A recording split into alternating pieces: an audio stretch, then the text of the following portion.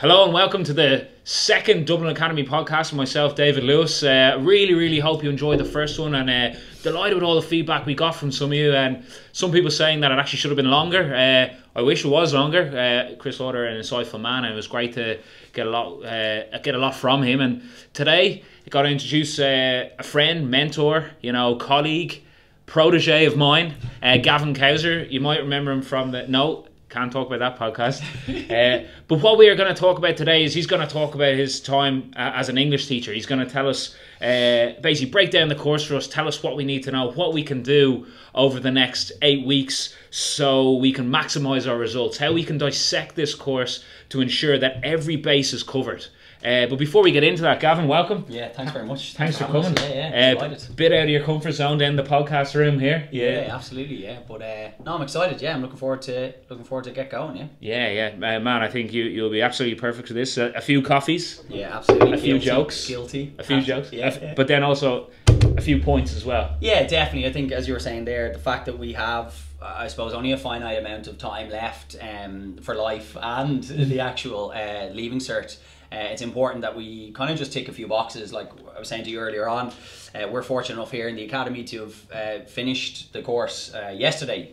So that gives us still kind of 5-6 teaching weeks to go, just to do just pure revision and just kind of again go back over the basics and really like push on towards that best possible grade that each individual can get. So that's where we're at the minute. Fantastic. Practicing the skills you've learned throughout the year, because if you just do it once, you haven't perfected it. Absolutely. And again, that's something I've been trying to drive home over the last while, is about a lot of this is repetition. Like, not only are the questions repetitive, not only are the styles repetitive, but it again is about just trying and then trying again. So again, if I try and drop and do 100 push-ups right now, it's probably not going to happen. But again, you work at it, and well, again, it might happen. But you go and you work on it, and you grow and develop, and that's the exact same with English. So yeah, it's interesting you say that. I was talking to a student about an hour ago, and he was talking about planning out his week.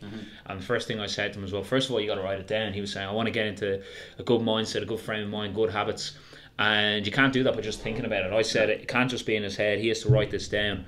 And the first time he makes a plan for that week of what he was going to do, what he's going to fit in where, and he was talking about making food and sleeping and what he was going to do for study and all this. The first time he does it, he's probably going to do it very poorly, but but I was like, but that's the most important one, to do it poorly, as opposed to say I cannot do this whatsoever. Absolutely. And even like the fact that you have it down on paper, even poor or not, you're actually more likely to gravitate towards doing the things that you said you're going to do, because it becomes a process. And you're like, you know what, there's that satisfaction. I know personally, that satisfaction when you can cross something off a list and you're saying, yes, I've completed that. Like, if you're doing that kind of periodically during the week, it's definitely going to benefit. Again, I know you're talking about life, but even when we talk about the English, like the English leaving cert, actually there's a number of questions that deserve a plan and warrant a plan, because it correlates to successful essays, and it correlates to an examiner picking up your paper and having that optics in front of you there and say, here's a very evident plan. Again, as long as the student tries to do these things, I'm more likely to give them marks for that. So planning important in life, and in terms of the exams which are coming up. Yeah, fantastic. So I know we're definitely going to get into that, but you don't mind, for the 1% of people who don't know you on this podcast, just tell us a little bit about yourself, and how you got into teaching, what were your pastimes, how you found school. Well, straight off the bat, I did enjoy school, and I always had a penchant. I always enjoyed English. So again, naturally, I suppose when I ended up going to college in UCD, and I was playing a lot of rugby at the time, and again, just kind of fell into English. My focal points just ended up, again, I was doing other subjects, but again, I just always gravitated towards English. I ended up doing a master's in something slightly different in classics, but again, classical studies has a lot of the same components and a lot of the same drive, certainly for me, as English. But yeah, kind of did a lot of things. To be honest, I was a 19, 20, 21-year-old, still, like, had no real idea what I wanted to do. Still as a 31-year-old, not sure entirely. Can you edit the age out there? Very good. Like that. But yeah, so again, it was just kind of like, I just really gravitated towards that, in terms of the idea of speaking in public, which immediately kind of viewers of this and kind of listeners will just think that's the worst thing that you gravitate towards, but no, I really enjoyed it, and had a great time in college, and again, just naturally, I suppose, ended up in this profession, so which I absolutely love, and thankfully is going quite well. So fantastic. And just when you were saying you gravitated towards speaking in public, did you do a little bit of debating? Did you have to defend yourself for things you've done? Or Publicly and privately. No, so I did actually. I engaged in at the time it was called the Leinster Schools Debating. I think it's in around the same name now. Yeah, but I did that in kind of 4th and 5th year. Rugby and the Leaving Cert took over in 6th year, but then went back to it then when I went into college and did a lot of kind of debating and kind of public speaking and yeah, just really enjoyed it. Like I've said to you before, Dave, a couple of times, like the thoughts of me sitting in an office, sitting in a cubicle, you know, cold calling people or punching in numbers into a machine. Anybody who's read any of my English notes will know that I struggle with machines and computers. So the eternal struggle between Gavin and Microsoft Word goes on. But that just wasn't me. Like I need to be kind of around people. I need to converse with people, and it's great here as well in the academy that you have kind of so many kind of fresh and vibrant ideas. Even for example, the podcast, that you can kind of explore those ideas as opposed to, like I said, just sitting in a cubicle, kind of like wishing the hours away. So, yeah. I think that's interesting as well, because I was speaking to a friend of mine recently, and we were talking about jobs and we are talking about what I'm doing here, and the fact that in fairness, we do long hours, but like I love coming to work because, like you said, that actually ticks so many boxes for me, and I think people don't realise that in terms of a job, that like we come in, we're sociable people, we like almost performing, as you can see at the front of a class, we like planning stuff out. I know this is almost a cliche, but I really enjoy helping kids, like just turn the lights on in their head, they realise actually I get that now, and then feeling a little bit better, and like having all those inputs. And then, as we said, I find in this school I give kind of a social crew between myself, Carl Bryan, one of our maths teachers, Chris O'Brien, the general manager, and Chris Lauder, obviously the CEO, and there's probably nobody else on the staff that I would be friends with. But but I mean, like every single day we come in, we have banter, and obviously like there is work we have to work really hard, but it makes it such a big difference. And when I say that to students, and like, what would you like to do? They're like, this literally some guy said to me before, not in this school, but said, oh, at least I won't have a crap job being a teacher, because or something like that. I slagged me. I was like, you're slagging me while we're outside watching a rugby match. Like, how good a job. Like, there's so many good things around it, but it's built on us realising what we want. So I think students can learn a lot from that as well. Definitely, and I think that goes back to anything, and it's like, again, you were talking about planning earlier, but I think if you're passionate about anything, you mentioned long hours there for an example, you have to be passionate about what you do. The fact that, like, you know, you're in here and you might have one more class to go and it's 8:15 at night, you know, and you've been in since 8 a.m, you have to be passionate about these things. So no, I think that's a very valid point. Like, yes, they're long hours, but again, we enjoy what we do here. So you actually said to me before, you were talking about it, students having different talents. We're in the staff room, we were chatting about it, and that's the thing that they should follow, not just because everyone says they have to do this thing. If someone's good at art, they should really, whatever way, go after that. That's definitely something, Dave, that I'm a massive advocator of, because you see it a lot these days. You see individuals that, you know, go, oh, well, I want to do medicine. It's like, why do you want to do medicine? Is that something that you gravitate towards? Is that something that you actually have like a real interest in helping people? Do you realise the volume of material that you have to engage in, things like that? Or do you want to do medicine because it's medicine? You know, rather than actually saying, you know what, I'm actually really good at this. I'm really good at actually talking to individuals, engaging with individuals, or I'm really good at kind of being persuasive, selling, you know what I mean? Like, why do you feel that you have to kind of just go into those kind of labels because, oh, it's medicine or it's engineering? Like, you play to your strengths, you do what you enjoy, and there is that old adage, that cliche, like, you'll never work a day in your life. Now, that's obviously not true, like, you know what I mean? Obviously, I enjoy massively what I do, but yeah, it's difficult some mornings, you know. Just funny with the medicine thing, it pops into my head. Some of my students might know this, that I was one of those medicine kids that said they wanted to do medicine because I thought, you know, oh, that'll be loads of money, so I won't have to do anything then. But obviously that doesn't make sense, because I have to work so hard for 9 years to get to somewhere. But I went in and I did my student work experience with a doctor, and so funny, first patient comes in, he's like, you want to be a doctor? I was like, yeah, because it sounds cool, you know. And then I suppose I probably didn't go in his face and go, yeah, but you know what I mean. And then this lady came in, older lady, and she basically couldn't hear, and the doctor said, well, listen, this is what we have to do. She's build up wax in her ear. We're going to have to put like basically syringe warm water in and put it out. And I said, yeah, I'm doing my work experience as a doctor. Do you think I'm smart now? Do you think I'm smart? And then, not to the old lady, but to like my friends. But that was like I was feeling. And then he goes, can you just hold the basin there, David? And he squirts some warm water into her. And then you killed her. We're not allowed to talk about that. I didn't do it, mate. So, but he squirted warm water in her and nothing came out. Second time, nothing. And all this water came out.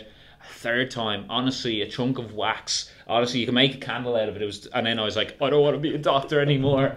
But at least I found it out then. Yeah, and then you pursued candle making for a while, so, which was a weird twist. It was just a nice way to make money out of what you had. Like, it was the opportunity at the time.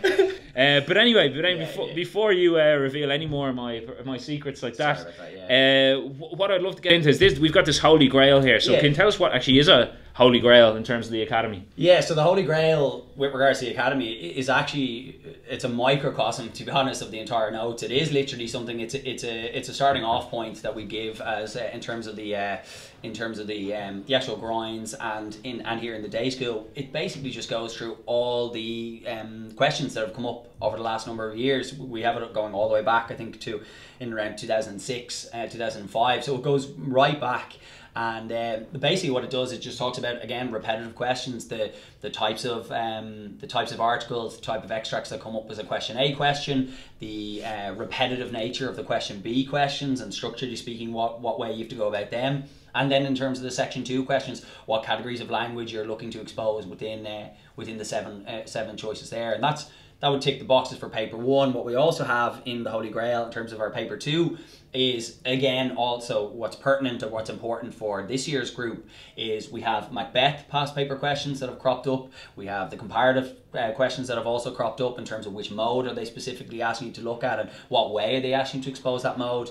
And then we've got the poets that have come up as well. So the particular poets that have come up, I know that's one thing that students are constantly concerned about, even though it equates to 12.5% of the entire grade. They'd much rather do a lot of work on poetry than they would in terms of learning how to write an essay, which I always find is quite funny when the essays effectively double the poets. But again, we have that in the Holy Grail in terms of specific poets that have come up this year. And that helps in terms of our predictions here. We spend a bit of time kind of like in an analytical fashion going back over the past paper years and kind of trying to establish what may or may not come up, and hopefully that gives us an edge. Thankfully myself and Michael Rory, the principal here, and also the other English teacher, we've been successful in the past with our predictions, which is positive. So that's effectively the Holy Grail. Nice, mate. So you're a bit of a Nostradamus. Yeah, not quite. Certainly with the. Except for people know him. Sorry, that's great. But you know what I mean. No, but that's really interesting. What I get from that, I'm always a lad who likes to, without boxing me, almost box smart. I like to try to work as smart as I can. I'm not the student personally that's going to be able to rewrite the textbook at the end of the thing. But the fact that you said there, something sprung to mind that I wouldn't have really known too much about, that the essay, you're saying an English essay is worth twice as much as poetry. So paper 1 there, paper 1, the heaviest weighted question on the Leaving Cert is actually your essay. It's 100 marks. It's worth 25% of your entire grade.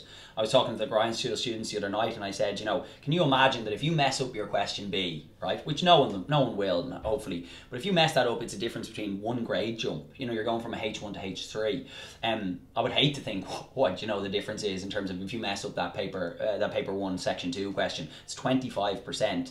It really is so vital that you understand, 1, what are the examiners looking for in that question, which a lot of the time people don't know. A lot of the people kind of, well, I'll talk to you about it in a second, what they do in terms of their approach, but they go about it completely wrong, like in a completely wrong fashion. So it's very much about what we were talking about earlier. Play to your strengths. Realise what style of language am I good at, and then actively searching out, in terms of, you've 7 choices on the day, actively searching out which one of these essay titles best suits my style, and then go for that.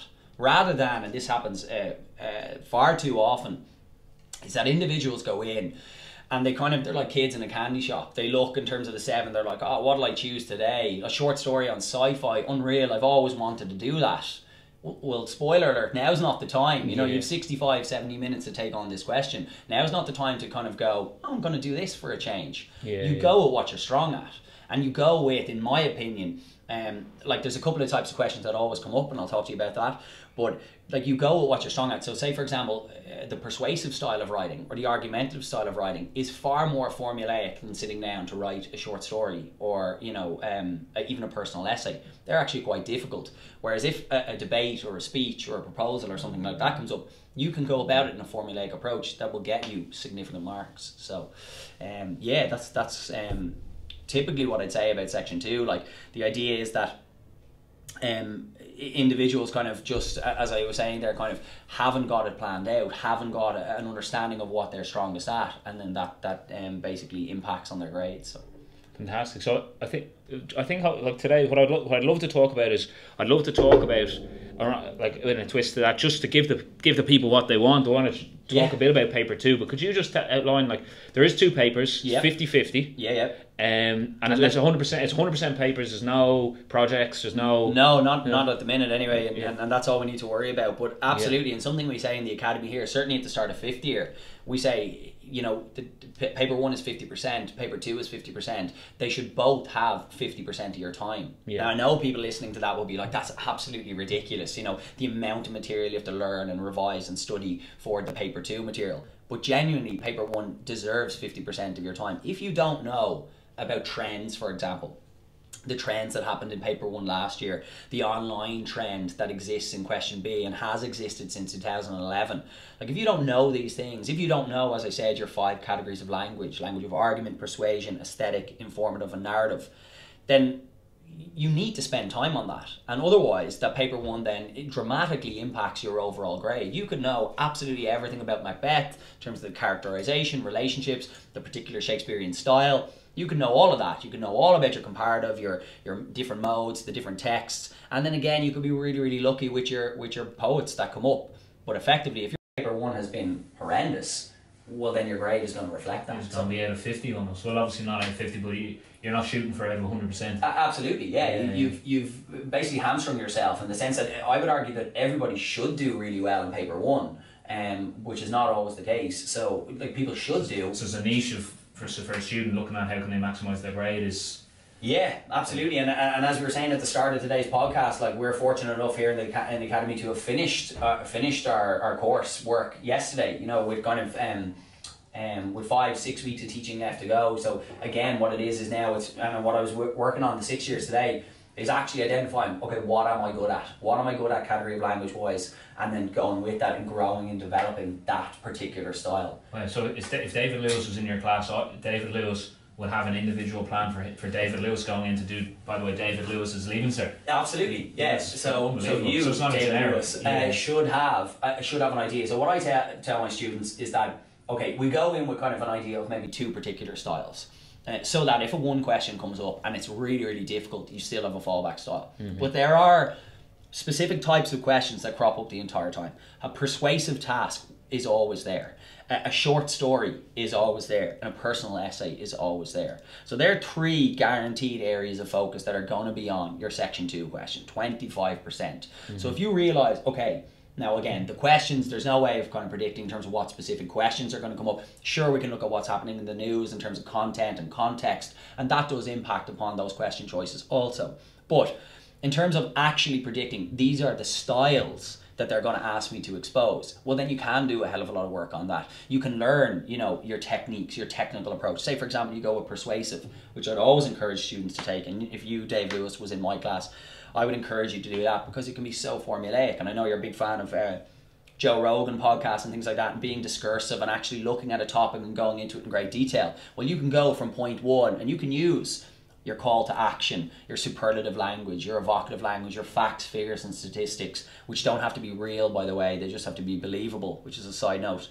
And you can use all of that and then push on into your second point. And in your second point, you know, you have a second area of focus. And then again, you go back to, you know, the evocative language or your rule of 3 or call to action or whatever it is, using the collective. Ladies and gentlemen, we must do this. It's our time to act. Those kind of things. They're all purpose plus marks in an actual essay answer. What you've sold to me, what your persuasive language has done for me there is just thinking, right, it's gone from me thinking, right, oh, I'm not very good at English to, like, all right, well, I'm not very good, but here's a plan, here's a step-by-step process. Yeah. And that's like, for me, that's something I love. Just like you said there, I know if I sit down, I spend whatever amount of time doing part 1 and part 2, and then I know, right, I almost have an instruction booklet to assemble my leaving cert when I go in. Absolutely. And again, Dave, I know you're mathematically inclined, you're biologically inclined. That's what you gravitate towards, and that's really, like, that kind of style I was talking about there really suits that kind of type of individual. You know, you always get that kind of phrase where it's like, it's almost English, it's almost the creative versus the mathematical, and people are saying, well, I'm a maths based guy, like I can't be creative as well, I can't be good at English, when in reality you don't have to. There's this old anecdote I always tell. I had this guy that was really good lad I had a number of years ago in one of my classes, very much like that, mathematical based, was doing applied maths, higher level, physics, accounting. Those are the subjects that he chose, and he ended up losing cumulatively 4 marks out of 150 marks in those 2 sections, in terms of the question B and then the section 2. He lost 4 marks out of 150. Okay, the reason being is that he elected for a speech in question B, persuasive writing there, and then there was a debate in the section 2, and he went about it in a mathematical approach, really formulaic. Point A leads to point C, or leads to point B even. Whoa, easy. Leads to point B, leads on to point C. Yeah, I always struggled with the old alphabet. But he did it in a real formulaic way, and again, examiner couldn't help but just reward it, and reward it heavily. Yeah, so. Yeah. No, that's great. I think, Jesus, like, I think with that, it's huge, because, you know, what I still say, even though now it's evident, now you've showed people there exactly how they can do it without being, you know, the next, you know, I don't know, J.K. Rowling or whatever. But I still think that people are going to go, what do you reckon? Like, I find that when I give students a plan, I go, this is what comes up, this is all you need to know in this section. Yeah. They still find some way to kind of pluck something out of somewhere and go, no, this is my... What do you reckon that is in terms of students? Like, some students will look at that and go, nah, I'm still not good at English. Yeah, it's hard to know. It's hard to kind of like to map that out, because it's an individual basis. You know, you'd like to think that by explaining to individuals that, look, for a question A question, for example, you're going to get your 3 texts, and by and large, one of those texts is going to be on a short story, you know, and then you dissect it in terms of narrative writing and aesthetic writing. Text 2 is going to be this, text 3 is going to be this. In the same way that you tell them, look, question B, there's going to be these types of questions, and then again, section 2. So it really does work off an individual basis. I can't stress, though, that enough, that about playing to your strengths, like looking at a question B. Like, the first thing that you should do in your leaving cert is select your question B question. Play to your strengths. What do you know you're good at?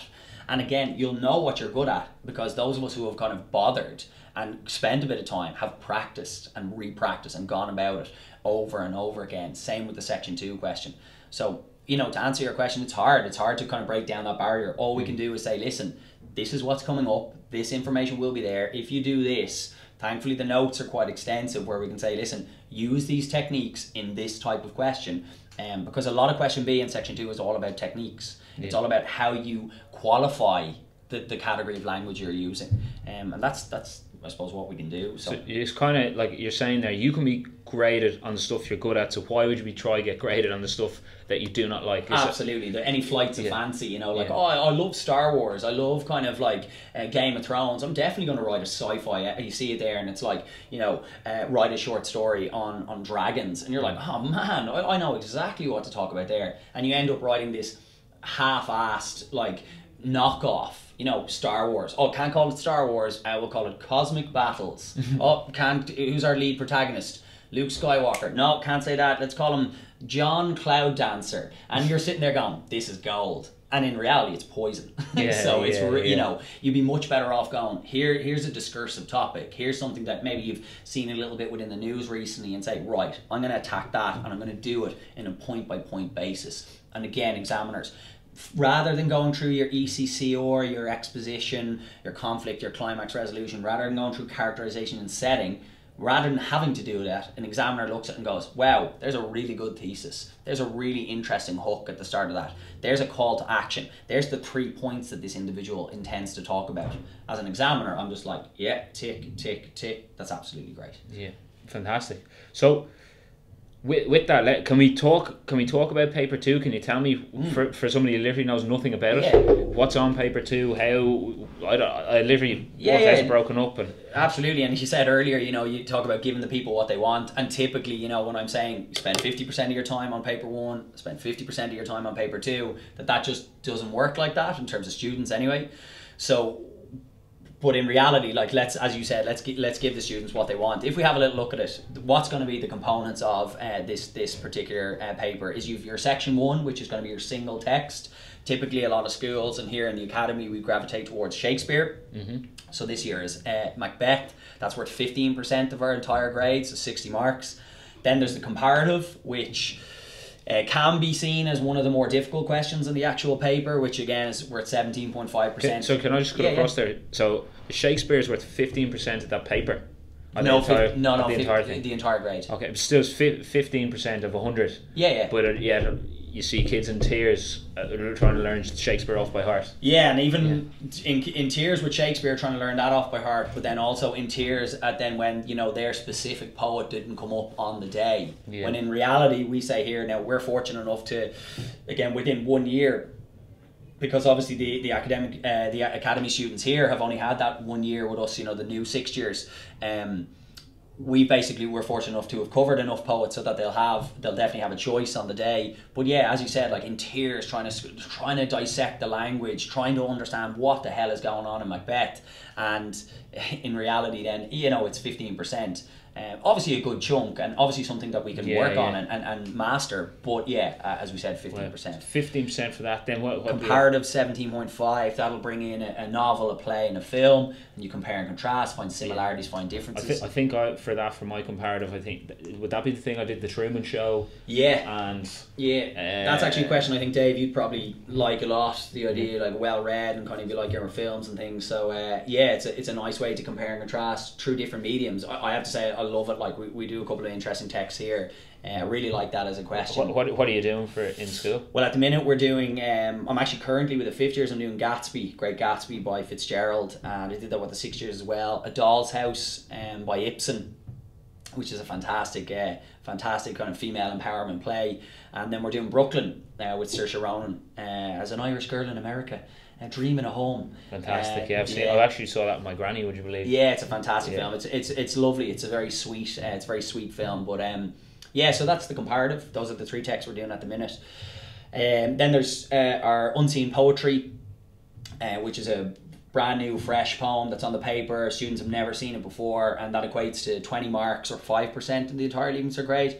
And just on that, because we probably won't get a chance to come back to that today, I would just say anybody watching, anybody listening, is that typically the question 2, so you get 1A and 1B, both equating to 10 marks, or question 2. Typically, I would ask you guys to maybe have a little look back over your past papers. Typically, that question 2 is a style-based question. So it goes back actually to what we were talking about, our categories of language, and aesthetic language is what poetry focuses on. So if you have a real good grasp of aesthetic language, you can do really, really well in that question 2 question. It's typically a style question.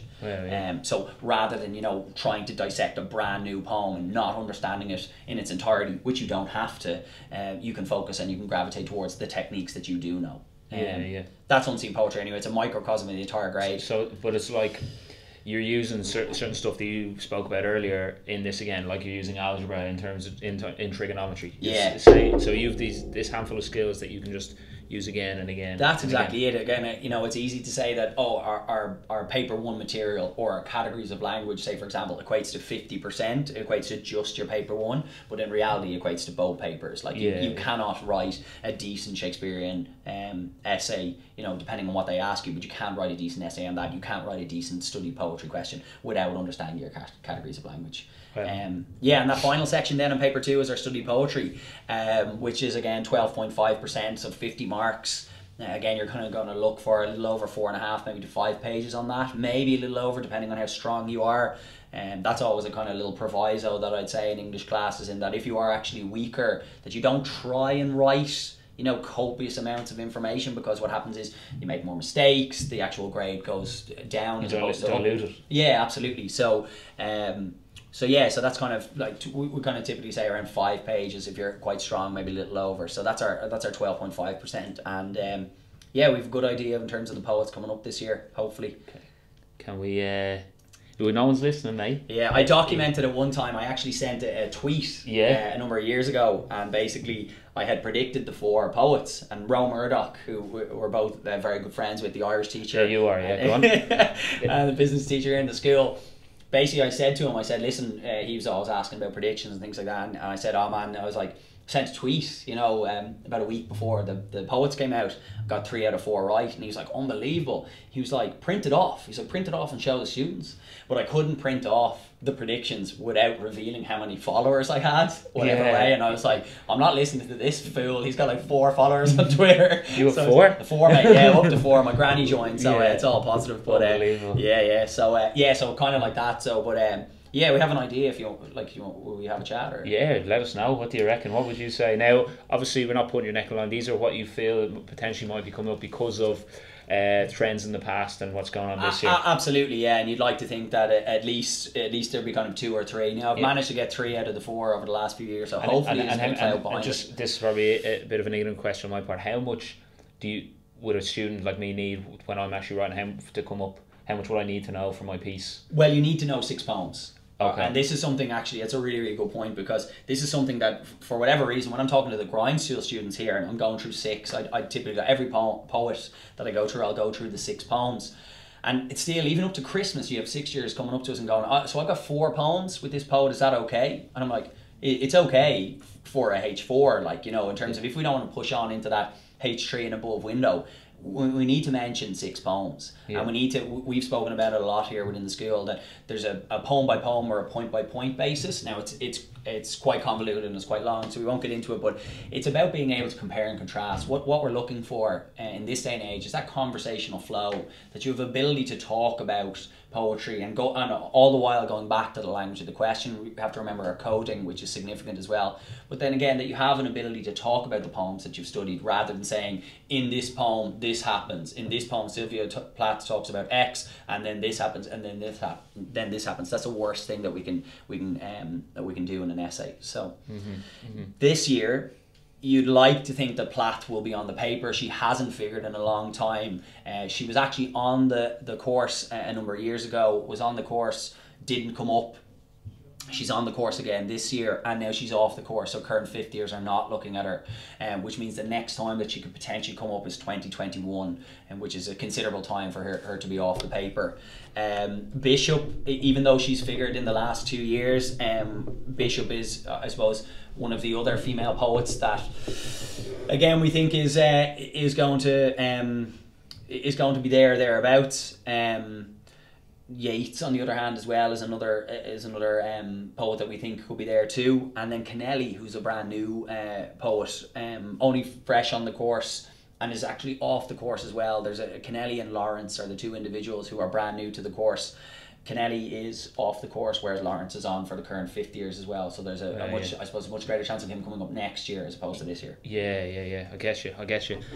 That's fantastic information. So just say it's great to get predictions. I was always the kid like thinking, what's the prediction? And you'd nearly hear it off a lad playing guitar down at a bar, and he's like, oh yeah, this is coming up. I don't know what he's singing about on a pen. So there's a tiny banjo as opposed to guitar. And he's like, Yates is coming, and you're like, oh yeah, cool. You just believe any prediction that you hear. Students love that. Yeah, I know, and it is funny. Like, and we've said that before. Again, it is funny, but okay, those predictions there, as I said, are coming from a very much an analytical place, like the idea of that Plath is a popular poet.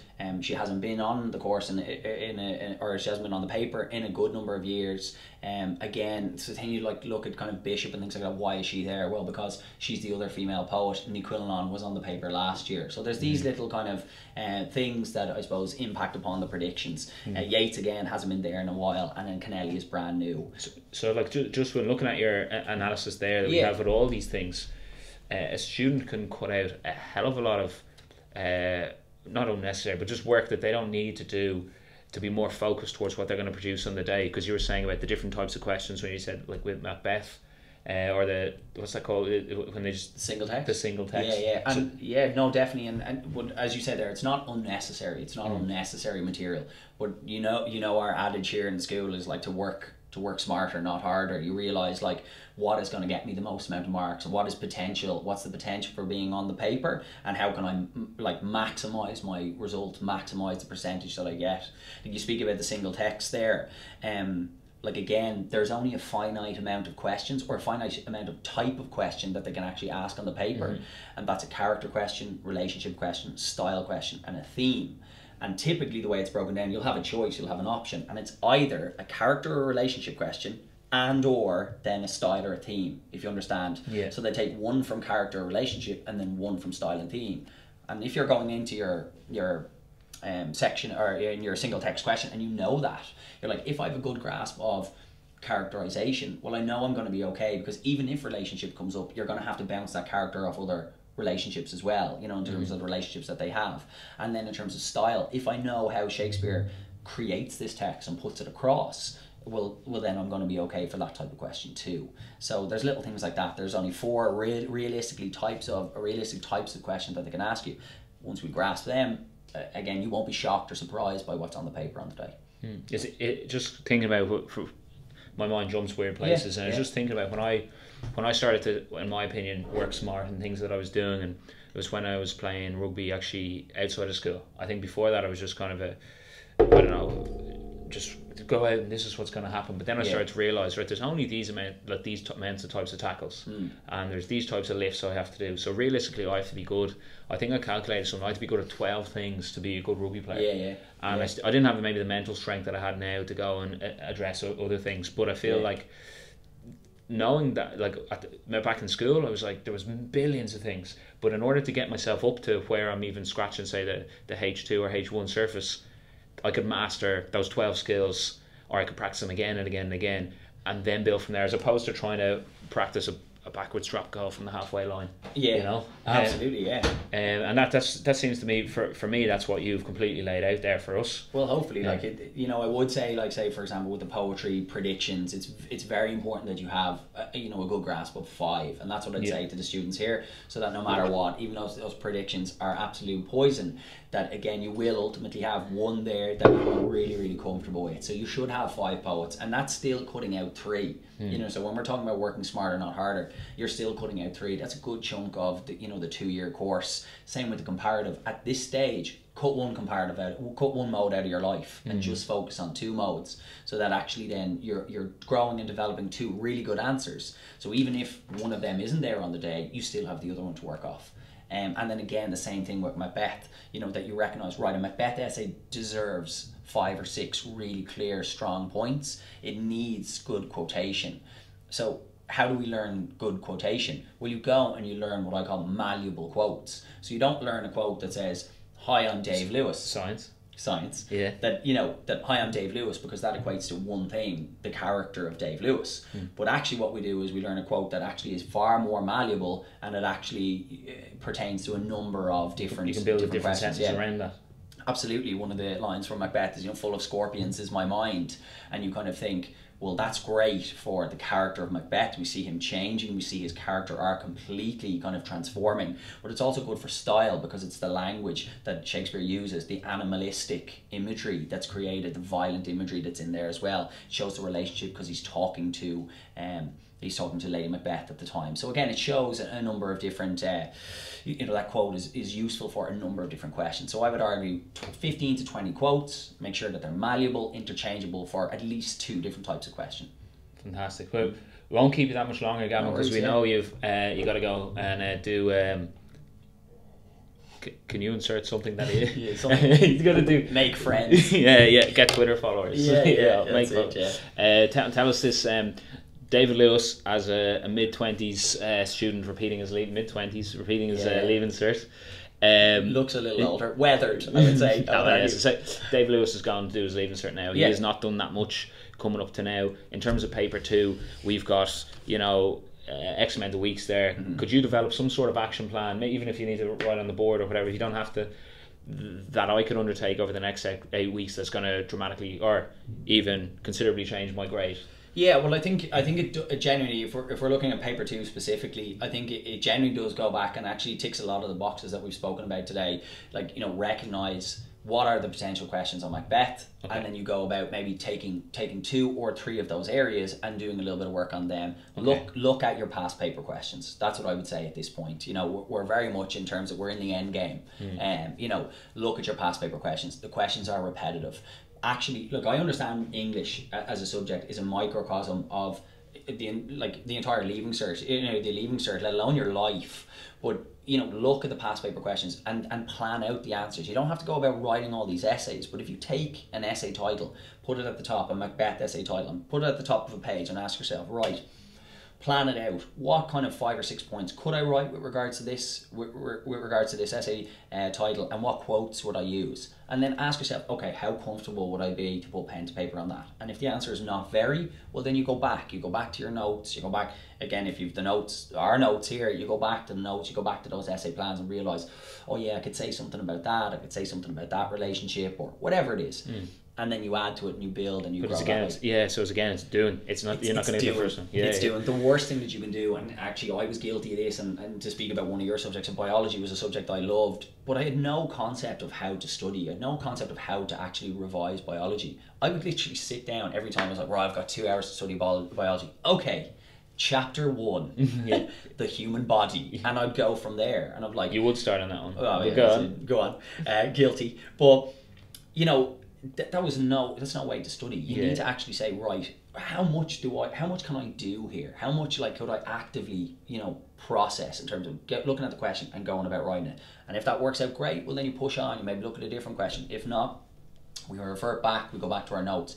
Opening up Macbeth and going, okay, Act 1, Scene 1 is a complete waste of time. We have 6 weeks to go, 6 to 8 weeks to go, 6 weeks of teaching, and no, we need to be much smarter than that. It's actually like something I said today on the Instagram stories. I was talking about, you have this knowledge, but it's actually in the applying of the knowledge and the executing and the doing. And then when you apply it, you can apply it better and move on. So step 1, you said, look at your single text, look at the styles of questions, see could you pick the ones you want to do, see, look at the past papers, see could you actually formulate an essay. It doesn't have to be the whole thing, but bullet points around those. And I would argue that you don't actually write the full thing, because that's incredibly time consuming. So what you do is you write down, and as you said, you know, structure, and then you write down, okay, I've got 4 points here. Like, that's not bad, that's actually really, really good, but I know I need another 2. So then you go back and you have a little look at the notes and say, right, okay, yeah, that's what I left out, I add that in, and then we go again, as you say, we go again. But you don't just sit and read at this stage. It's pointless. Perfect. So then when we're looking at the comparative. Again, and something as simple, and I know this sounds like passive as opposed to active, which we were talking about there, but whatever your visual text is, whatever your film is, then you actually just rewatch it. And I know this is actually just a nice little bit of revision, that you actually just sit down. If it is Brooklyn, you know, even if it's a Friday, you can just say, look, it's only an hour and a half of your life. Again, you go back to it and you kind of think about it. You don't have to take notes or anything like that. It can actually be quite an enjoyable piece of revision that you sit there, but you just have your modes in your mind the entire time. We've done a lot of board work on Brooklyn and things like that here. We've mapped out the important scenes, but as you go through, just note the colours that are used, the music that are used for particular characters, the dialogue that exists, a little bit of humour, say for example in Brooklyn, or whatever your visual text is, and you actually go through that way, just to jog the memory, you know, coming up to the crunch now. But with regards to the comparative, you always think about, again, the essays, the past paper questions, but predominantly your linking language. So if you don't really focus on linking language within that question, the purpose mark really falls down. What examiners are looking for is constantly, you know, this is similar to, or this stands in marked contrast to this, or, you know, they did this way, but it was completely different to this. So you write the word similar into a thesaurus and then see as many as those you can have, so you can... Well, I know we laugh, but again, it's all about synonyms. Genuinely. Just trying to be smart. Oh, sorry, I thought it was a joke. You laughed at me again. It's a joke. I don't know whether sometimes, you know, you're being serious or joking, but synonyms are key, you know, actually saying, rather than saying similarly the whole time, that you say kind of similar words to that, or words that are, I suppose, parallel to those words. Definitely. That's a comparative. Fantastic. Unseen poetry is just recognise, as we said, those types of questions that come up the entire time. That style question, really go back over your aesthetic language. Do not think for a second that when you sit down to your unseen poetry, which you only have 22 minutes for, by the way, it's only 5% of your entire grade. I know only, but it is only 5%. It's 20 marks. You give it what it deserves is what you mean. Absolutely, yeah. And you leave it to last. That's the other thing I would say. It's very obvious when students have said, listen, I'll get the unseen poetry out of the way. They start with it, and then you just read a booklet that what appears to have tear stains on it, and you know they've just like written "help me" multiple times in the booklet. That's not encouraging. But leave it to last. Give yourself 22 to 25 minutes at the end, and really be aware of aesthetic language. Be aware of the techniques that the poet is using and why. And that's our unseen. And the last thing on studied poetry is, no matter what the predictions, no matter what poet comes up, that again, that you have a really good sense of the language of the question. Studied poetry question, Dave, is something that, again, whether students know it or not, I know the students here are probably sick to death of me saying it, always has two parts. So there's always two parts to a studied poetry essay. One part will be something to do with context, something to do with the poet's life, maybe relationships, things like that. And what the question typically asks is, how does the poet expose this? And then again, that's a style question. So that goes back to our aesthetic language. So what you're going to do is you're going to talk about all the amazing techniques that are in the poem, and how that ultimately exposes difficult relationship, difficult vignettes within their life, difficult anecdotes, whatever it is.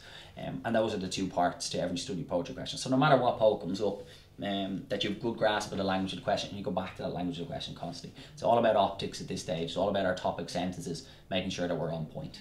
Fantastic. So that's an unbelievable. Actually, I would have loved an action plan like that when I was in school. That's fantastic, Gavin. Thanks. Just for just two more things. So this Holy Grail, looking through it here, this basically is it's explaining for a lot of the stuff we had here. So I think that the Academy are going to make this available for download. So that would help students out a lot as well. But that action, for me, this is telling you what's on it. This is telling you what to do. Yeah. You know, this is saying why you're doing certain exercises in the gym. This is telling you the exercises. Yeah. And that's what you want. Absolutely. And I think, look, it's all relative, and some people will be able to process a lot of that. Some people will be able to process a lot less. It really is just at this stage is about recognizing what can you do. And it's all well and good to talk about it. We talk about talking and actions as like, oh, I really want to do well in my leaving cert. I want to do well in English, but then you don't kind of crack the notes, you know, once a day, like kind of thing. So it's about action, and it's about actually doing something about it. And there is a good chunk of time left that we just recognize that, and we just try and grow and develop as much as we can before D-Day. Yeah, you try and influence the outcome rather than let that thing just happen. Yeah, it's brilliant. Yeah. And that's kind of like the idea of playing the victim a little bit, and kind of like, look, I'm crap at this, I'm never going to get better. Well, hopefully today some of the things I've said is, look, you don't have to be creative. Like, I'm an English teacher, and in no way would I gravitate towards a short story or a personal essay, because it's not me. Yeah. But I would absolutely knock a persuasive task out of the park, because that's the way I'm inclined. I'm just playing to my strengths. Yeah. So you don't have to be creative. Oh, I'm crap in English. Doesn't matter. Like. Yeah. Fantastic. Now the last thing, the key point at the end. Gavin Cowzer is doing his leaving cert right now, all over again. Yeah. You could go onto his shoulder, big shoulder. I remember at the time as a rugby fan, a little mullet, I believe. But you could whisper into his ear a couple of points, so even just 1 point. What would you say to him as a student at this exact time? Yeah, it's okay. One particular statement. You mean across the board, not English specific? Just just across the board. I would actually say something that probably is not universally well accepted, which is the idea of that stress is good. That the connotations around the word stress at the minute, there's huge negative connotations, and to be stressed is terrible, but stress is actually positive. That you recognize and you go, okay, I'm in a moment of stress here. I realize that I have to push myself. You know, the leaving cert is hard. There's no bones about it. We're here as individuals, as teachers. We're here to help. But it is difficult, but it will require a lot of work and a lot of effort. And then you recognize and go, listen, this is going to be challenging. That's I suppose the main word there, in terms of like stress is actually challenging, and you recognize, okay, look, I'm being challenged here. How can I deal with that, and how can I actually become better and actually engage with that? And that's what you get out of it at the end. The points obviously is one thing, but then the ability to face adversity and something and overcome it, which is massive, instead of to cower. Yeah, absolutely. And I think it's a massive cower, like Harry Potter. I know you've got some pretty contentious points on that. Don't get me started on that. But that's it's about resilience, and it's about recognizing, okay, look, how do I deal with this, and actually say, right, like, you know, oh, I'm no good at English, going back to that kind of phrase. Well, you engage with it then. You face it head on and say, right, I'm no good at it. How do I get better? and that's one thing that I would say to a young Gav Cowzer. Maybe get a haircut as well. That would be another. I don't know how positive the mullet look was at the time. Mate, that was in at the time. Yeah, I'm joking. Of course, it was incredibly grow positive. back. Yeah, I grow think so. back. I'll try. Okay, man. Thanks very much again. I think that's us. Just which camera are we finishing on, Dil? This one here. So again, guys, thanks so much for the feedback on the first podcast. Really hope that you can put some of this action plan in place. Really open my eyes to how I could, as maybe someone who didn't think I was unbelievable in English, could affect my result, affect my outcome in June. Let us know any feedback you have. You can download those notes. I'm sure there'll be a link underneath below.